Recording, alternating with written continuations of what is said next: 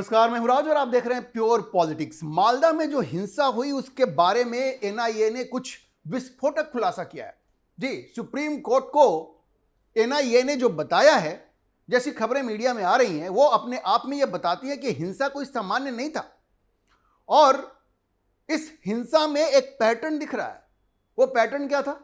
वो पैटर्न आपको कुछ कश्मीर में जो हिंसा हुई थी 1990 के दशक में, जब कश्मीरी ब्राह्मणों को वहां से खदेड़ा गया था, वो पैटर्न आपको यहां पे दिखेगा। क्योंकि एनआईए ने सुप्रीम कोर्ट को यह बताया है कि जो जुडिशियल ऑफिसर्स थे, 7 जो जुडिशियल ऑफिसर्स थे, उनको बंधक बनाने के लिए जो मेथड अपनाया गया वो कुछ ऐसा था कि मस्जिदों से आह्वान किया गया, मस्जिदों से लोगों को, भीड़ को जुटाया गया, मस्जिदों से भीड़ को जुटाया गया, महिलाओं को आगे किया गया और मस्जिदों से यह ऐलान हुआ, एक तरह से उकसाया गया कि भाई इनको आप कैप्चर करो, इन पे आप कब्जा करो। और देखिए, जो मैं आपको खबर बता रहा हूं, ये न्यूज़ 18 की एक खबर है जिसमें साफ साफ लिखा गया है कि एनआईए ने सुप्रीम कोर्ट को यह बताया है कि महिलाओं को आगे किया गया इसमें और मस्जिदों से भीड़ को इकट्ठा किया गया। सोचिए, यह सब कुछ प्री प्लान था। यह कोई ऐसी चीज नहीं थी कि एकाएक कुछ हो गया कि जुडिशियल ऑफिसर्स को देख करके लोग भड़क गए और वहां पे उन्होंने उनको कैप्चर कर लिया, 9 घंटे तक बंधक बना के रख लिया। ऐसा नहीं था, प्री प्लान था।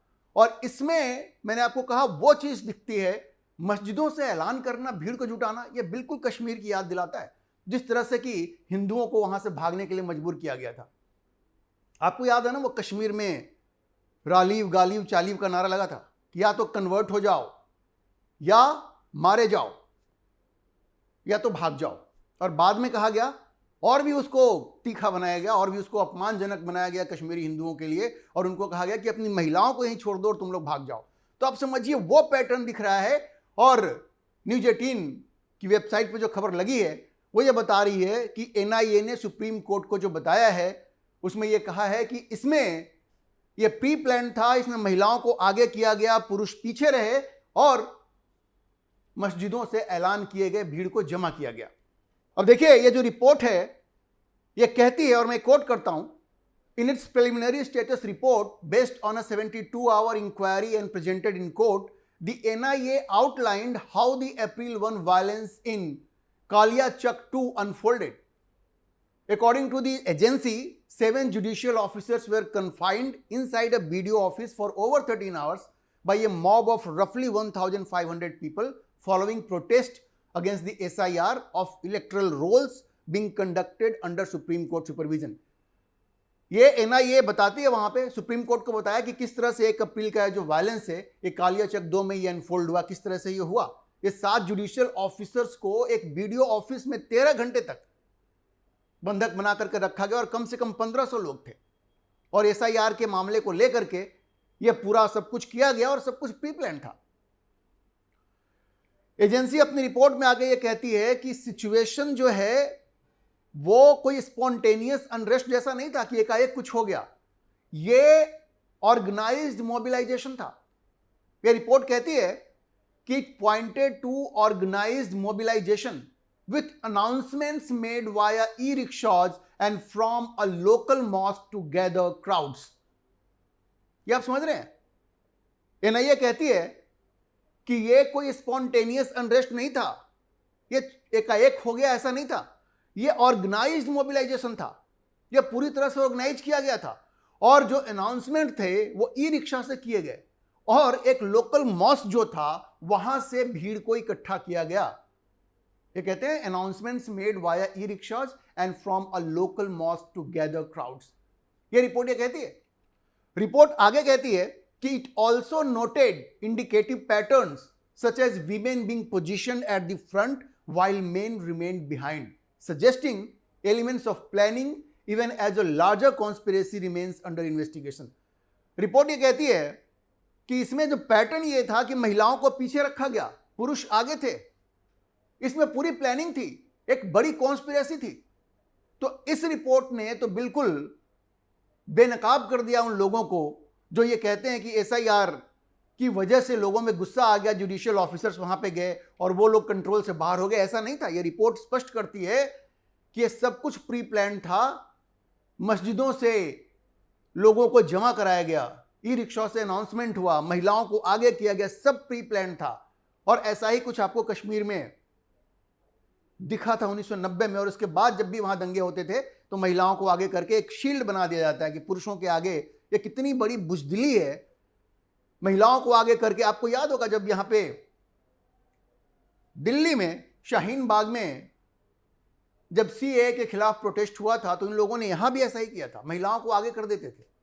महिलाओं को आगे करके लड़ाई लड़ते हैं, इतने बहादुर हैं ये। इनकी बुजदिली का आलम ये देखिए, चाहे वो कश्मीर हो, चाहे शाहीन बाग हो, या बंगाल हो, मालदा हो, ये महिलाओं को आगे कर देते हैं और पुरुष पीछे चले जाते हैं। ये इनकी बहादुरी है, ये इनकी मर्दानगी है। खैर, ये रिपोर्ट जो है वो बड़ी स्पष्ट करती है कि किस तरह से, किस बुजदिली के साथ इन लोगों ने इन जुडिशियल ऑफिसर्स को बंधक बनाया, वो भी आधी रात के वक्त तक उनको बंधक बना करके रखा ये। और उतना ही नहीं, उसके बाद इन लोगों ने पत्थरबाजी भी की, इनके ऊपर पत्थरबाजी की। और इस पत्थरबाजी में एक जो एस्कॉर्ट व्हीकल है, जो वाहन है जो उनकी सुरक्षा के लिए गया था, उसके ड्राइवर को भी सीरियस चोट लगी है। और देखिए किस तरह की प्लानिंग थी। जो ममता बनर्जी कहती है ना कि ये तो एमआईएम का वो नेता था, उसकी सारी गलती है, हमारा कोई लेना देना नहीं है।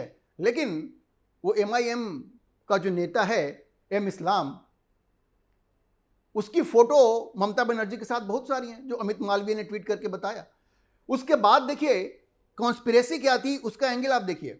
बीडीओ के ऑफिस में जो 16 सीसीटीवी कैमरास लगे हुए थे, उनमें से 9 काम नहीं कर रहे थे। खास करके वो जो कि बड़े सबूत दे सकते थे, क्रिटिकल कैमरास थे जो मेन एंट्रेंस पे लगे हुए थे, वो सब काम नहीं कर रहे थे। और देखिए सुप्रीम कोर्ट तो हर चीज को समझ गई है। सुप्रीम कोर्ट ने चीफ सेक्रेटरी की जो क्लास लगाई है कि जब कलकत्ता हाई कोर्ट के चीफ जस्टिस उनको फोन कर रहे हैं और वो फोन नहीं उठा रहे हैं, डीजीपी रिस्पॉन्ड नहीं कर रहे हैं, तो सुप्रीम कोर्ट में तो ये बात बिल्कुल स्पष्ट हो गई है कि पूरी तरह से इसमें पश्चिम बंगाल सरकार का हाथ था। और ये जो रिपोर्ट है जिसमें एनआईए ने बताया है अपने प्रिलिमिनरी रिपोर्ट में कि किस तरह से वहां पे महिलाओं को आगे करके और मस्जिदों से ऐलान करके ये सारा कुछ किया गया, इससे तो बड़ा स्पष्ट है कि सोची समझी रणनीति के तहत जुडिशियल ऑफिसर्स को डराने धमकाने का काम वहां पे किया गया। अब देखिए इसमें 3 एफआईआर हुए हैं, लगभग 100 लोग अरेस्ट हुए हैं। एनआईए ने कहा कि भाई ये सब जो एफआईआर हैं ये सारी जांच की जिम्मेवारी हमें मिलनी चाहिए और हमें आप खुली छूट दें। और सुप्रीम कोर्ट ने उनको खुली छूट दे दी है। सुप्रीम कोर्ट ने कह दिया है कि भाई केस आप उनको ट्रांसफर कर दीजिए और उनको आप प्रोब करने दीजिए। और साथ में एनआईए को इस बात की भी इजाजत दी है कि वो चाहें तो अलग से भी एफआईआर कर सकते हैं। सुप्रीम कोर्ट ने कहा कि एक तरह से निर्देश दिया है कि स्थानीय पुलिस ने जो भी केसेस दर्ज किए, एफआईआर दर्ज किए हैं, सब सारे एफआईआर को आगे की जांच के लिए एनआईए को दे दिया जाए।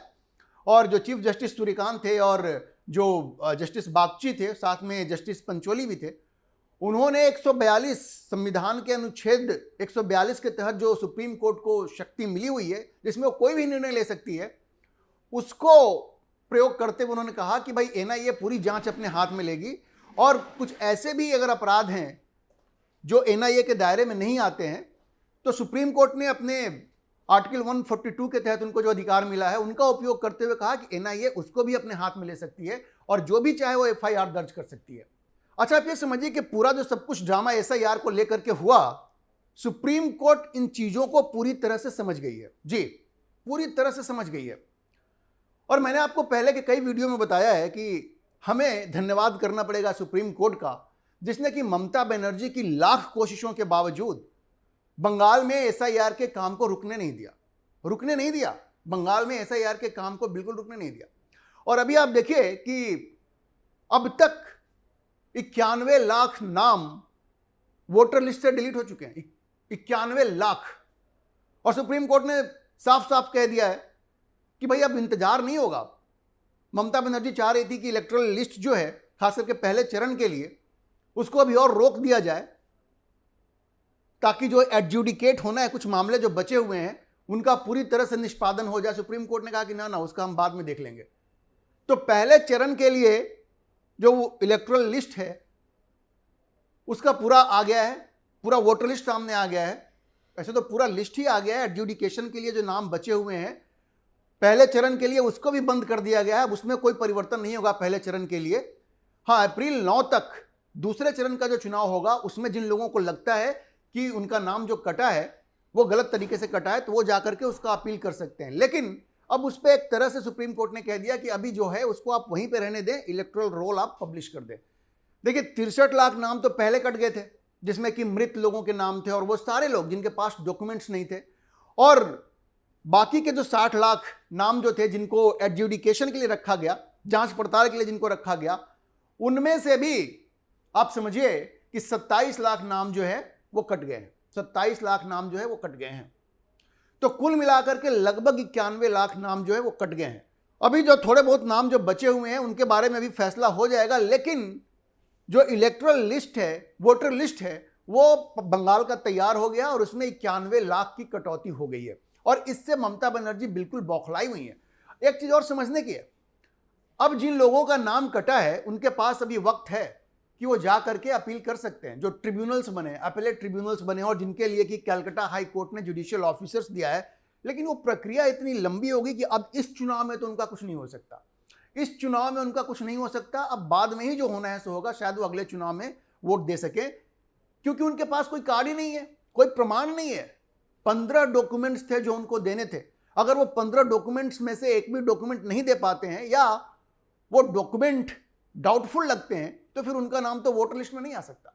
तो आप ये मान के चलिए कि जिनके नाम कट गए, अब उसमें से वापस आना बड़ा मुश्किल है। 91 लाख नाम, लगभग 1 करोड़ नाम कट चुका है वहां पे और बहुत मुश्किल है उनके लिए। और जो खबर आ रही है इसमें ज्यादातर जो नाम कटे हैं वो सारे वही हैं जहां पे घुसपैठियों के होने का शक था।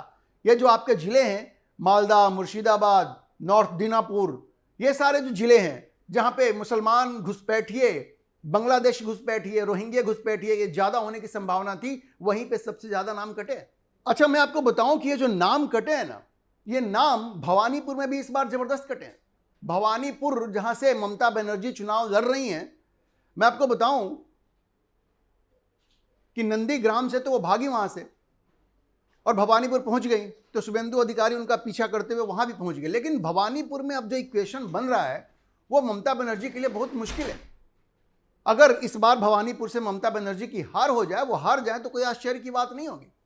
क्योंकि देखिए, एक बात ध्यान रखिए, ममता बनर्जी ने बंगाली और गैर बंगाली का जो खेल खेला है ना, भवानीपुर में उनको उल्टा पड़ जाएगा।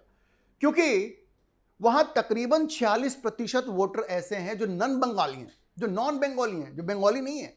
वो या तो गुजराती हैं, पंजाबी हैं या हिंदी बोलने वाले हैं। और जिस तरह का गाली गलौज तृणमूल कांग्रेस गैर बंगालियों के लिए कर रही है, आपने देखा होगा महुआ मोइत्रा ने किस तरह की बेहूदी बात कही थी गुजरातियों के बारे में, तो उसके बाद कोई गुजराती उनको वोट देगा क्या? और सब लोग ऑफेंडेड हैं, सबको लगता है कि यार ये जो गैर बंगाली हैं उनका तो अपमान करने में ये लोग पड़े हुए हैं। तो 46% वहां पे गैर बंगाली हैं जो इस बार ममता बनर्जी को हराने का काम करेंगे। और आप मान के चलिए कि इस बार उनके लिए जीतना बड़ा मुश्किल होगा। अब मैं आपको एक बात बता दूं कि 2021 के बाई इलेक्शन में जब वो नंदीग्राम हार गई थी, जहां से शुभेंदु अधिकारी ने उनको हरा दिया था, तो वो भाग करके भवानीपुर आई थी 2021 में। आपको पता है उस वक्त वो कितने वोट से जीती थी ममता बनर्जी? 58,000 वोट से वो जीती थी। लेकिन जब 2024 का जनरल इलेक्शन हुआ, लोकसभा का इलेक्शन हुआ, तो बड़ा परिवर्तन हुआ। वहां तृणमूल का जो मार्जिन था वो घट करके 8,000 रह गया। मतलब 2024 के लोकसभा चुनाव में भवानीपुर में तृणमूल का मार्जिन भारतीय जनता पार्टी से सिर्फ 8,000 ज्यादा था, सिर्फ 8,000 ज्यादा था। और देखिए इस बार 46,000 वोटरों के नाम कटे हैं ममता बनर्जी के भवानीपुर विधानसभा से, तो 46,000 वोटरों के नाम कट गए। 2021 में जो मार्जिन 58,000 का था वो 2024 में घट के रह गया 8,000 का। और जिस तरह से 46% वहां गैर बंगाली हैं, उनसे बड़ा स्पष्ट है ये गैर बंगाली तो ममता बनर्जी को छोड़ने वाले नहीं है। तो पूरी तरह से जो इक्वेशन वहां पे बन रहा है ममता बनर्जी को लेकर के, लोग ऊब तो गए ही हैं, जो इक्वेशन भी है वो भी ममता बनर्जी को फेवर नहीं कर रहा है और उनकी हार बिल्कुल तय दिख रही है। सिर्फ 2024 में भवानीपुर में 8,000 की लीड थी उनके पास, 46,000 नाम कट चुके हैं बंगाल के हिंदू ममता बनर्जी से तंग आ चुके हैं। आपने विजुअल्स देखे होंगे किस तरह से वो इस बात से परेशान है कि ममता बनर्जी ने मुस्लिमों का जो तुष्टीकरण किया है, घुसपैठियों के लिए जी जान जैसे उन्होंने लगाया है। तो आप ये मान के चलिए कि ममता बनर्जी इस बार भवानीपुर से हार जाएं तो कोई बड़े आश्चर्य की बात नहीं होगी, और शुभेंदु अधिकारी उनको छोड़ने वाले नहीं है। इनको तो वैसे इस बार जाके नंदीग्राम में शुभेंदु अधिकारी से पिछली हार का बदला लेना चाहिए था, लेकिन वहां से तो वो भागी चुकी हैं, डर चुकी हैं, भवानीपुर पहुंची हैं। पिछली बार भी वो जीती थी, लेकिन इस बार उनका जीतना बहुत मुश्किल है। भवानीपुर का जो इक्वेशन है, जो डेमोग्राफी है, और जो 46,000 नाम कटे हैं, उसके बाद ममता बनर्जी इस बार बड़ी हार की तरफ बढ़ रही हैं। और जैसा मैंने आपको पहले के वीडियो में भी बताया है, जिस तरह से मुस्लिम वोट में, उनके मुस्लिम वोट बैंक में सेंध लग रही है। देखिए, तृणमूल कांग्रेस को मुस्लिम वोट चाहिए, कांग्रेस भी 294 सीट पे लड़ रही है, और इस बार कांग्रेस जीतने की बजाय तृणमूल को हराने पे ज्यादा ध्यान दे रही है, जैसे उसने दिल्ली में किया था। कांग्रेस खुद तो नहीं जीत पाई, लेकिन केजरीवाल को हराने में उसने एक बड़ी भूमिका जरूर निभाई थी। तो इस बार 294 सीट पे कांग्रेस वहां चुनाव लड़ रही है। उसके अलावा जो आईएसएफ है, Indian secular front, Naushad Siddiqui का, वो लेफ्ट फ्रंट के साथ अलायंस किया हुआ है, उनको भी मुस्लिम वोट चाहिए। और फिर ओवैसी और हुमायूं कबीर, इनका भी एक अलायंस है, उनको भी चाहिए। तो 4 तरफ मुस्लिम वोट बटेगा, और भारतीय जनता पार्टी जिस तरह से हिंदुओं को एकजुट करने की कोशिश कर रही है, और उसमें उनको सफलता मिलती हुई दिख रही है, क्योंकि बंगाल के हिंदू पूरी तरह से नाराज हैं। तो इस बार जो भी इक्वेशन बन रहा है बंगाल में, वो न सिर्फ तृणमूल कांग्रेस को सत्ता से बाहर करेगा, बल्कि भवानीपुर से भी ममता बनर्जी अपना चुनाव हार सकती हैं। इस तरह का इक्वेशन वहां पे बनता हुआ दिख रहा है। अभी के लिए इतना ही। हम इस खबर पर नजर बनाए रखेंगे और आपको अपडेट करते रहेंगे। इस विषय पर आप क्या सोचते हैं, अपनी राय कमेंट बॉक्स में जरूर लिखें। और अगर आपको ये वीडियो पसंद आया हो तो आप इसे लाइक करें, शेयर करें, और हमारे चैनल को सब्सक्राइब जरूर करें।